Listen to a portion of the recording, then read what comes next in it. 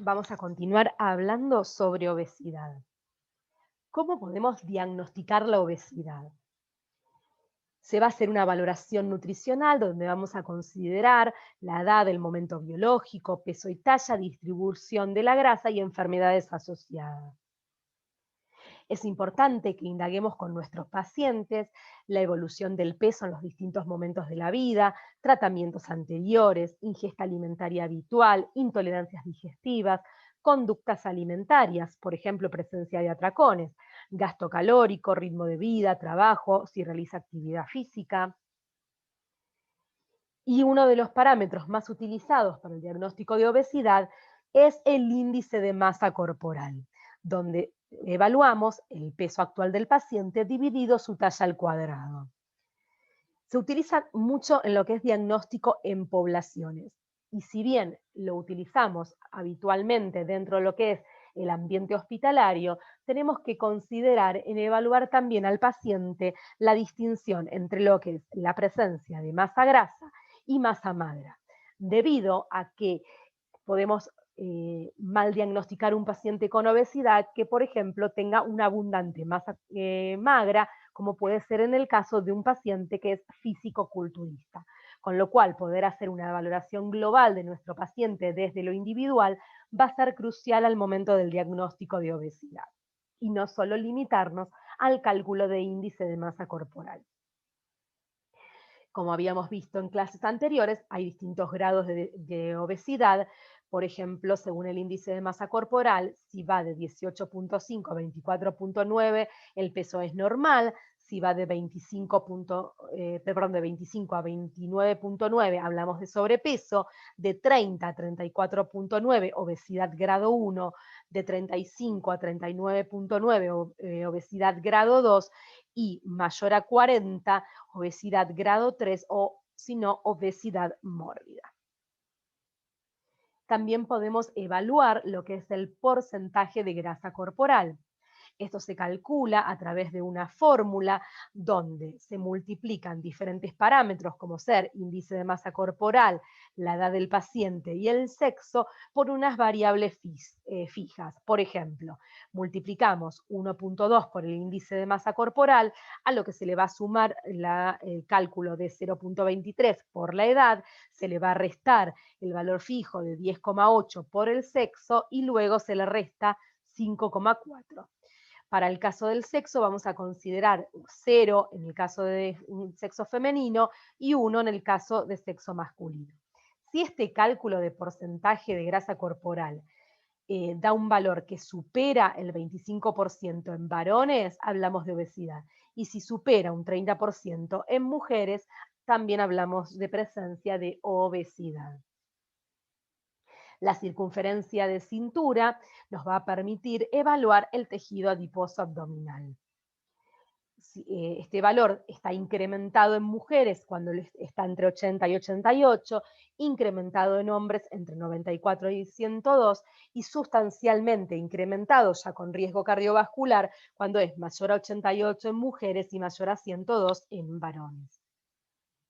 También podemos utilizar dentro de lo que es la antropometría los pliegues cutáneos, que es nos permite poder calcular y medir el porcentaje de tejido adiposo.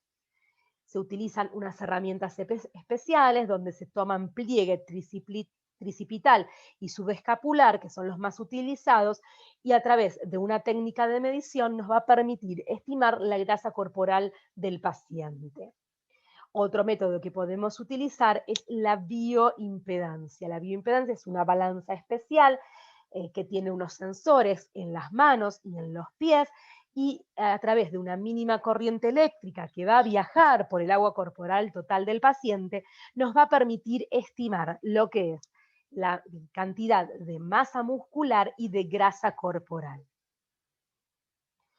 Para el diagnóstico, entonces, se van a considerar como obesidad aquellos valores de lo que es la medición de la grasa corporal por encima del percentil 95 dentro de las tablas de referencia.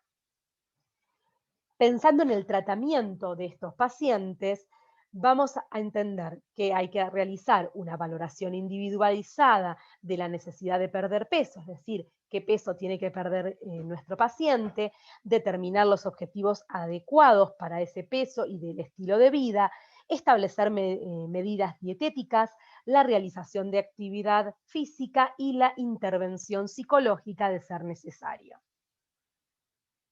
Por lo tanto, vamos a tener el perfil de hábitos del paciente, los que nos va a permitir elaborar un plan de tratamiento, la creación de ciertas pautas de alimentación y todo esto basado en la evaluación y el diagnóstico nutricional que tiene que ser constante durante el tratamiento.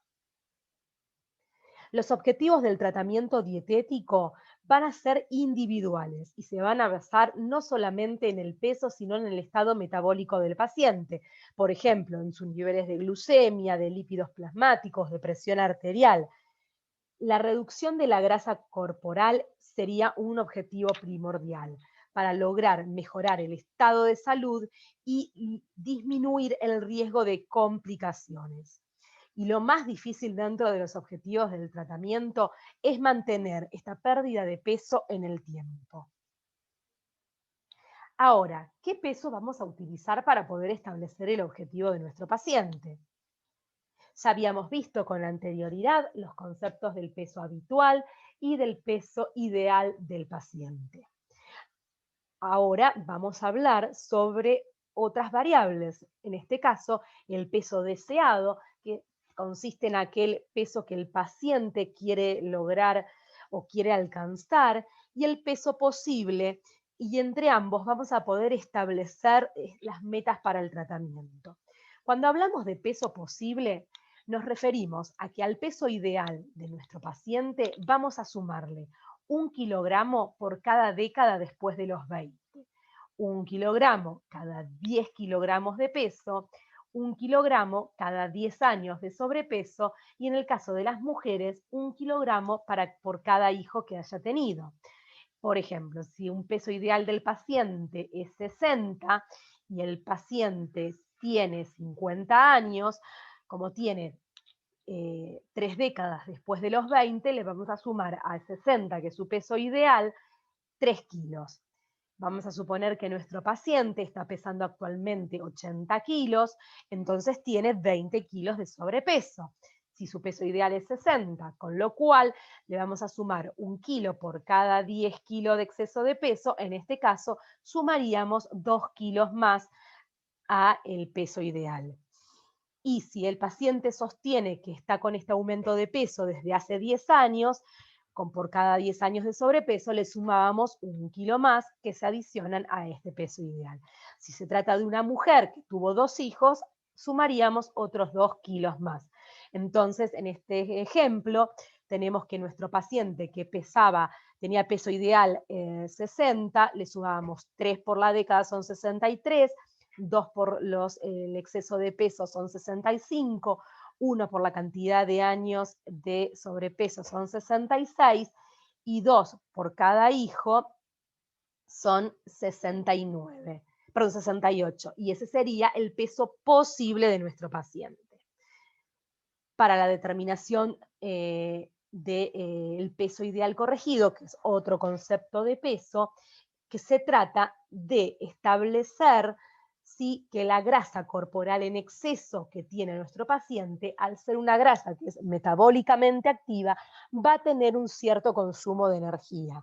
Este peso, el peso ideal corregido, es el que vamos a utilizar para el cálculo de la cantidad de calorías que tiene que consumir el paciente diariamente.